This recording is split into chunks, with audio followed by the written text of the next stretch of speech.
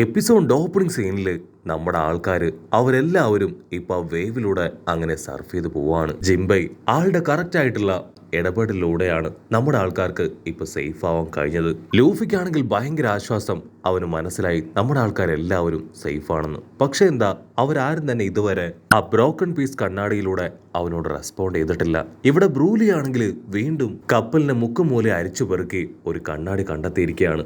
അതിലൂടെ fire attack ചെയ്യാനായിട്ട് അവളുടെ അസിസ്റ്റൻസിനോട് പറയും.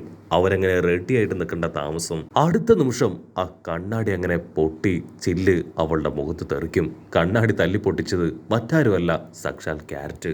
നമ്മുടെ ആൾക്കാർ ഒട്ടും തന്നെ സമയം കളയാതെ കപ്പൽ മുഴുവൻ കയറി ഇറങ്ങി മുക്കിലും മൂലയിലും ഉള്ള എല്ലാ കണ്ണാടിയും തല്ലി പൊട്ടിക്കുകയാണ്.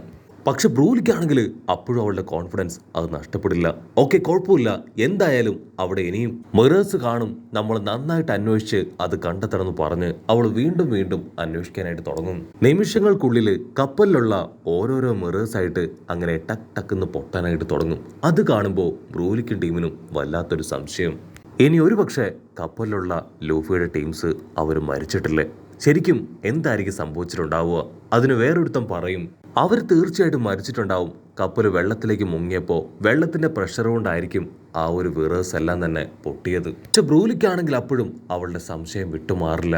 അതേസമയം ചോപ്പർ അവൻ വലിയ ശബ്ദമൊന്നും ഉണ്ടാക്കാതെ നൈസായിട്ട് ബ്രോക്കൺ പീസ് മിറർ വഴി നമ്മുടെ ലൂഫിയായിട്ട് സംസാരിക്കുകയാണ്.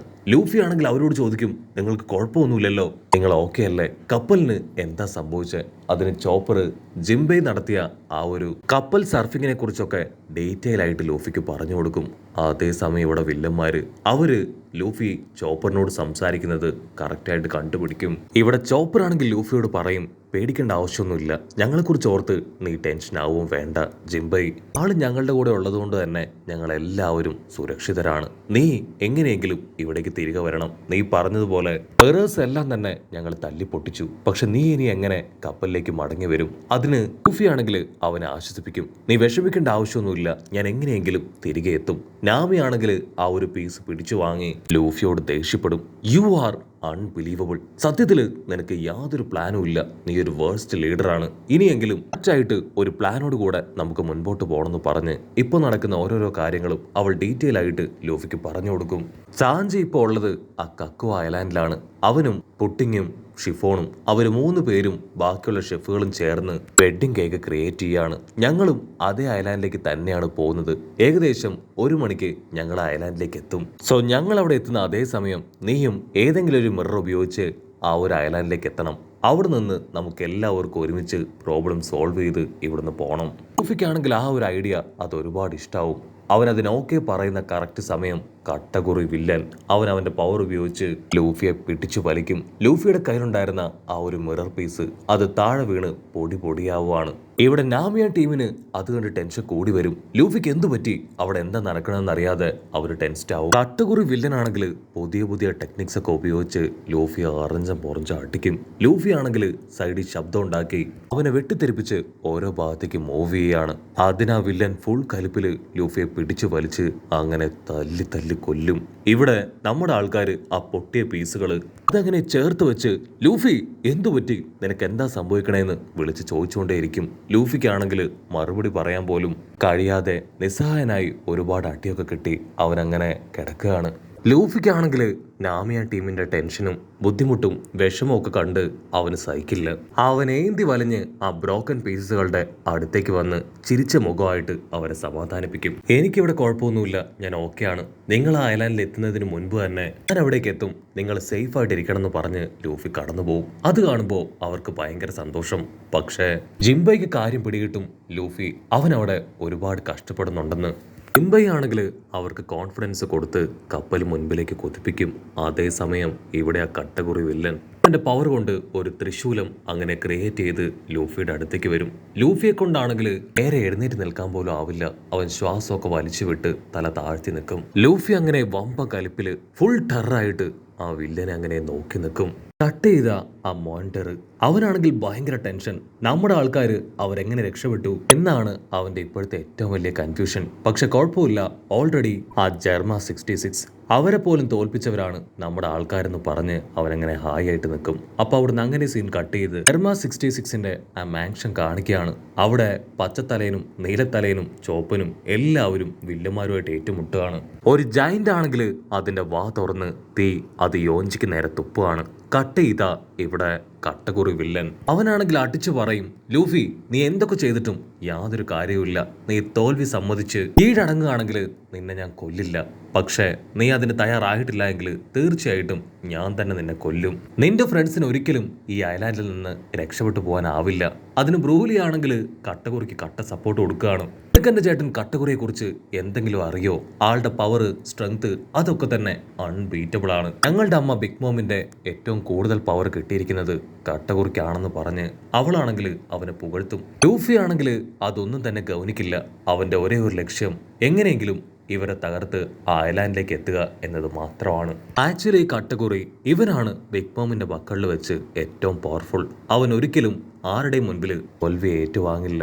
അതുമാത്രമല്ല, അവൻ എല്ലാ കാര്യങ്ങളും വളരെയധികം പ്ലാൻ ചെയ്തും ഫ്യൂച്ചറൊക്കെ പ്രഡിക്റ്റ് ചെയ്തുമായിരിക്കും ചെയ്യുക. അതുകൊണ്ട് തന്നെ അവന്റെ ഒരു പ്ലാനും പദ്ധതിയും ഇതുവരെ സ്പോയിലായി പോയിട്ടില്ല. ലൂഫിക്കാണെങ്കിൽ ബ്രൂലിയുടെ തള്ളു കേട്ട് അവന്റെ കലി കൂടി കൂടി വരും. അവൻ ബ്രൂലിയെ ഇടിക്കാൻ അവളുടെ അടുത്തേക്ക് പാഞ്ഞടുക്കും. ലൂഫി അവളെ പഞ്ച് ചെയ്യാൻ കൈ എങ്ങനെ ആഞ്ഞു വീശും. പക്ഷെ അടുത്ത നിമിഷം കട്ടകുറി അവന്റെ കൈ തടയാണ്. ലൂഫി, നിനക്കെത്ര ധൈര്യം ഉണ്ടെങ്കിൽ നീ എൻ്റെ ലിറ്റിൽ സിസ്റ്ററിന്റെ ദേഹത്ത് കൈവെക്കാൻ ശ്രമിക്കുവാൻ ചോദിച്ച് ലൂഫിയുടെ കൈ പിടിച്ച് ലൂഫിയെ തന്നെ മുഴുവനായിട്ടും തൂക്കിയെടുത്ത് നിലത്തൊരൊറ്റ അടി. അതിനുശേഷം ഒരു ത്രിശൂലം അതങ്ങനെ വമ്പ ഫോഴ്സിൽ കറക്കി കറക്കി ലൂഫിക്ക് നേരെ വലിച്ചെറിയും. ലൂഫി ആണെങ്കിൽ ജസ്റ്റ് മിസ്സിന് തെന്നി മാറും. ആ ഒരു ത്രിശൂലം അത് ചുമര് തകർത്ത് അങ്ങനെ പുറത്തേക്ക് പോവാണ്. ആ ഒരു ശൂലം പോയ ഭാഗം അതങ്ങനെ റൗണ്ട് ഷേപ്പിൽ തകർന്നിരിക്കുന്നത് കാണും. ലൂഫിക്കാണെങ്കിൽ എന്താ ചെയ്യേണ്ടതെന്ന് അറിയില്ല. ലൂഫി എന്തൊക്കെ ചെയ്യാൻ ശ്രമിച്ചാലും അതൊക്കെ കട്ടകുറി വില്ലൻ അവൻ ഫ്യൂച്ചർ പ്രഡിക്റ്റ് ചെയ്ത് കറക്റ്റായിട്ട് മനസ്സിലാക്കിക്കൊണ്ടിരിക്കുകയാണ്. എന്തെങ്കിലും ചെയ്തിട്ടില്ല എങ്കിൽ അവന്റെ ജീവനും ഇവിടെ ഫ്രണ്ട്സിന്റെ ജീവനും ഒക്കെ തന്നെ വലിയ അപകടത്തിലാവും. കട്ടകുറി വില്ലനാണെങ്കിൽ വീണ്ടും ആ ത്രിശൂലം അവന്റെ കയ്യിലേക്ക് കൊണ്ടുവരാണ്. അത് കണ്ട് ബ്രൂലി പറയും, ബ്രദർ ആദ്യം അവന്റെ തല അത് തല്ലി തകർക്ക്. അങ്ങനെയാണെങ്കിൽ നമുക്ക് അവനെ കൊല്ലാൻ വളരെ എളുപ്പമായിരിക്കും. അത് കേട്ട് അവനും ഇപ്പൊ ലൂഫിയുടെ തല ലക്ഷ്യമാക്കി ഒരു ത്രിശൂലം വലിച്ചെറിയും. പക്ഷെ ലൂഫി ആണെങ്കിൽ അവന്റെ ബാക്കിയുള്ള സ്ട്രെങ്ത് ഉപയോഗിച്ച് അവിടുന്ന് രക്ഷപ്പെട്ട് മാറുകയാണ്. ത്രിശൂലമാണെങ്കിൽ നല്ല സ്പീഡിൽ പോയി ആ ചുമരിൽ ആഞ്ഞ് ഹിറ്റ് ചെയ്യും. ആ ചുമര് തകർന്ന് അങ്ങനെ താഴേക്ക് വീഴും. ലൂഫി ആണെങ്കിൽ അവന്റെ കൈ റൊട്ടേറ്റ് ചെയ്ത് ആ വില്ലനെ അടിക്കാൻ ശ്രമിക്കും. വില്ലൻ നൈസായിട്ട് ആ കൈ അങ്ങനെ അടിച്ച് തകർക്കും. ലൂഫിക്ക് ബോധ്യപ്പെടും അവൻ ഇത്രയും കാലവും ഫൈറ്റ് ചെയ്തവരിൽ വെച്ച് ഏറ്റവും സ്ട്രോങ് ആണ് ഈ കട്ടകുറി എന്ന്. ഉടനെ ബ്രൂലി അവൾ ലൂഫിയുടെ തൊട്ടു പുറകിൽ വന്ന് ലൂഫിയോട് പറയും, നിന്റെ പ്ലാൻ അതെന്താണെന്ന് ഞാൻ മനസ്സിലാക്കി. നിങ്ങളെല്ലാവരും ആ സ്വീറ്റ് ഐലാൻഡിലേക്ക് പോകാനല്ലേ പ്ലാൻ ചെയ്തിരിക്കണേ. നമുക്കെല്ലാവർക്കും അവിടേക്ക് ഒരുമിച്ച് പോവാം. അവിടെ വെച്ച് നിന്റെ ഫ്രണ്ട്സിനെ നിന്റെ കൺമുൻപിലിട്ട് ഞങ്ങൾ തല്ലി കൊല്ലും. അതിനുശേഷം ബ്രൂലി ആണെങ്കിൽ ആ സ്നെയിലെടുത്ത് ഡയറക്റ്റ് ആയിട്ട് പരസ്പരമായി കോണ്ടാക്ട് ചെയ്യും. പരസ്പരോ നിങ്ങൾ കരുതും പോലെ ആ സ്ട്രോഹാർട്ട് ടീമിന്റെ കപ്പലും ആൾക്കാരും അലയ്ക്കുള്ളിൽ മുങ്ങിപ്പോയിട്ടില്ല. അവരെന്തൊക്കെയോ ചില ടെക്നിക്സ് ഒക്കെ ഉപയോഗിച്ച് ആ സ്വീറ്റ് ഐലാൻഡ് അത് ലക്ഷ്യമാക്കി പോവാണ്. 1 മണിക്ക് അവരോട് റീച്ച് ചെയ്യും. ഇതിനുള്ളിൽ നിങ്ങൾക്ക് എന്തെങ്കിലും ചെയ്യാൻ കഴിയുമെങ്കിൽ അത് ചെയ്യണമെന്ന് പറയും. പരസ്പരയ്ക്കാണെങ്കിൽ അത് വിശ്വസിക്കാനായിട്ടാവില്ല. അവൻ ക്രിയേറ്റ് ചെയ്ത ആ ജെല്ലി അലയിൽ ആ കപ്പൽ മുങ്ങിപ്പോകുന്നത് അവൻ കണ്ടതാണ്. പിന്നെങ്ങനെ അവരുടെ കപ്പൽ സേഫായി അവിടുന്ന് രക്ഷപ്പെട്ടു പോയെന്ന് അവൻ അങ്ങനെ കൺഫ്യൂസ്ഡ് ആയിട്ട് ചിന്തിക്കും. പരസ്പരമാണെങ്കിൽ ബിഗ് മോമിനോട് പറയും, ആ സ്വീറ്റ് ടൗൺ അവിടേക്ക് പോവുകയാണെങ്കിൽ നമുക്ക് ഈസി ആയിട്ട് നിങ്ങൾ ഇത്രയും നേരം അന്വേഷിച്ച ആ ഒരു വെഡ്ഡിങ് കേക്ക് അത് കിട്ടും. അതിപ്പോ അവിടെയാണുള്ളത്. പക്ഷെ ബിഗ് മോം ആണെങ്കിൽ ആ കാര്യങ്ങളെല്ലാം കേട്ട് അടുത്തുണ്ടായിരുന്ന നെറ്റ്സ് ഐലാൻഡിലേക്ക് അങ്ങനെ ടേൺ ചെയ്യുകയാണ്. പരസ്പരമാണെങ്കിൽ നിലവിളിച്ച് പറയും, അയ്യോ ഇല്ല അവിടേക്കല്ല, നിങ്ങൾ പോവേണ്ടത് ഓപ്പോസിറ്റ് ഡയറക്ഷനിലേക്കാണ്. പക്ഷെ ബിഗ് മോം അതൊന്നും ശ്രദ്ധിക്കാതെ ആ ഒരു ഐലാൻഡ് ലക്ഷ്യമാക്കി പോവും. കട്ട് ചെയ്ത കട്ടകുറി വില്ലൻ അവൻ ലൂഫിയെ പിടിച്ചു വലിച്ച് അറഞ്ചം പുറഞ്ച് ഇടിച്ച് ആ ശൂലം അത് ലൂഫിക്ക് നേരെ കൊണ്ടുവരുന്നതോടുകൂടെ ഈ ഒരു എപ്പിസോഡും അവസാനിക്കുന്നു. എപ്പിസോഡ് ഇഷ്ടപ്പെടുകയാണെങ്കിൽ തീർച്ചയായിട്ടും ലൈക്ക് ചെയ്യാനും കമന്റ് ചെയ്യാനും ഷെയർ ചെയ്യാനും മറക്കല്ലേ. അടുത്തൊരു അടിപൊളി എപ്പിസോഡുമായിട്ട് കാണുന്നവരെ it's me with Mallu episode.